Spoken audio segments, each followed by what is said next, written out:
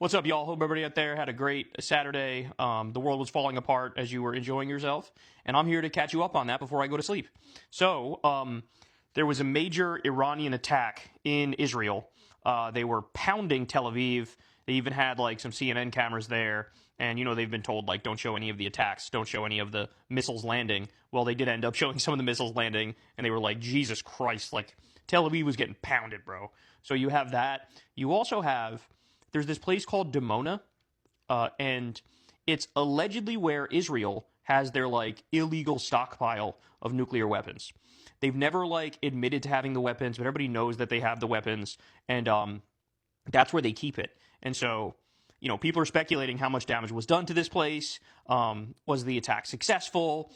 Israel clearly wasn't prepared for this. It's very obvious that like Iron Dome is failing massively. The interceptors are running low, and this is why there's definitely panic, both with Netanyahu and with Donald Trump right now. So massive damage there as well. And man, did we get some terrifying shit from Trump today. So he posted just recently, if Iran doesn't fully open without threat the Strait of Hormuz within 48 hours from this exact point in time, the United States of America will hit and obliterate their various power plants, starting with the biggest one first. So he's threatening to take out all of the power in Iran. That's what he's threatening to do. Now, by the way, that, of course, would be a colossal war crime, but he's still threatening to do it. The craziest part about this is he has to know they will not comply with that. There's a 0% chance that they will comply with that, right? And so if he actually follows through on the threat, think about where we're going to be. Because you had the Iranian government, their spokesperson came out and said, if Iran's fuel and energy infrastructure is attacked by the enemy, all energy infrastructure, information technology systems, and desalination facilities belonging to the United States and the regime in the region will be targeted. So we are on the brink of a sort of event which could render the Middle East completely and utterly uninhabitable.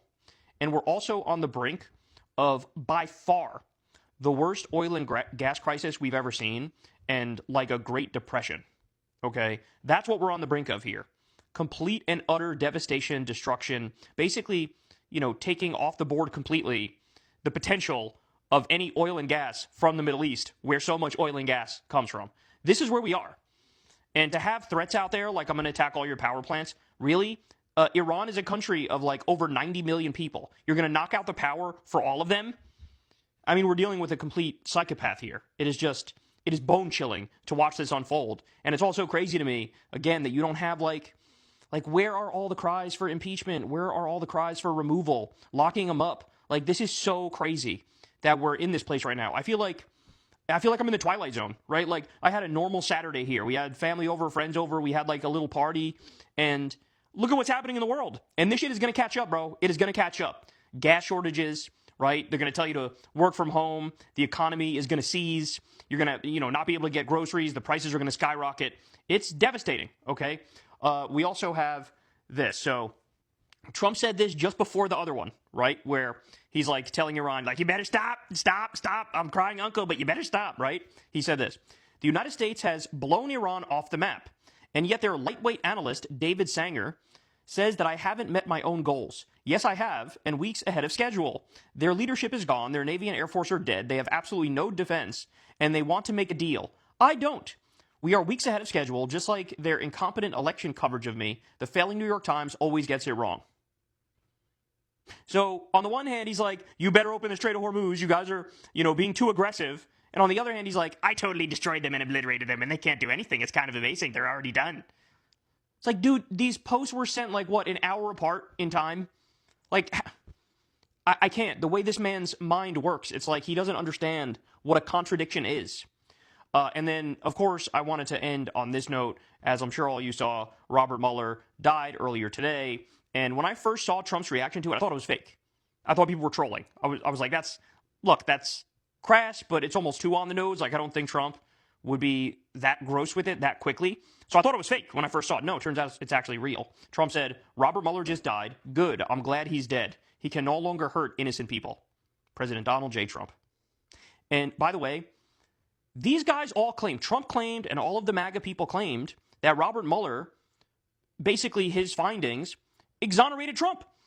So why would you be mad at him? Why would you hate him? Why would you say you're happy he's dead when by your own story, Robert Mueller exonerated you? Shouldn't you be sad? Shouldn't you be saying rest in peace to a king? Because, again, you all claim that his report was awesome because, hey, it found no wrongdoing from Trump. So that just goes to show you the guilty conscience. That just goes to show you they know he's fucking guilty, right? So just absolutely disgusting stuff here. Unbecoming of a president. I mean, look, you're allowed to react however you want to react when some asshole that you don't like dies. I'm not judging you at all. I even will react in certain circumstances with glee upon certain people's death, okay? But you're the president of the United States of America. I think it's a little different. You're held to a little bit of a different standard. And he fails time and time and time again. And then finally, I want to read this one to you. So, Trump said this earlier. If the radical left Democrats don't immediately sign an agreement to let our country, in particular our airports, be free and safe again, I will move our brilliant and patriotic ICE agents to the airports where they will do security like no one has ever seen before. And then he goes on and on and on from there. Okay? Threatening to deploy ICE to the airports because, of course, there's a partial government shutdown. You know, TSA isn't getting paid. There's been 400 TSA agents who've basically been like, I'm done with this. I'm out of here. You got lines in some airports that are going out to the fucking parking lot. That's how long the TSA lines are. And so he's saying, I'm going to deploy ICE. So, I mean, only do that if you want to see Americans get shot in the face on a daily basis. Multiple of them get shot in the face on a daily basis. But Sam Stein summed this all up beautifully. So this is just today. Trump threatened to send ICE to airports and to blow up Iran's power plants while saying he was glad Bob Mueller died. That was just today. Just today. Just today. So buckle up, man, because as I keep telling you guys, however bad you think it is, it can get worse. And it absolutely positively is going to get worse.